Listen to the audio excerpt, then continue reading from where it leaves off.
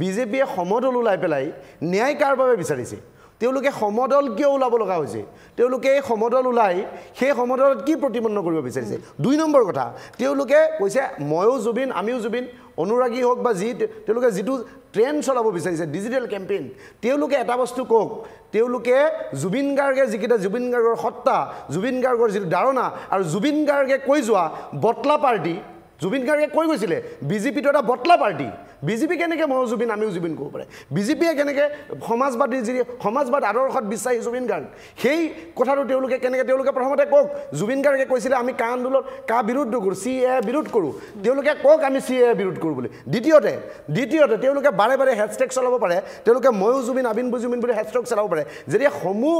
অসমৰ মানুহে গোটেই ভাৰতত থকা অসমীয়া মানুহে গোটেই ইণ্ডিয়াত থকা অসমীয়া মানুহে হেছটেগ চলাই হেছটেগটো 1.6 মিলিয়নত থমকিব লগা হ'ল আৰু বিজেপিয়ে যি সময়ত জহাই থাকে যে আমাৰ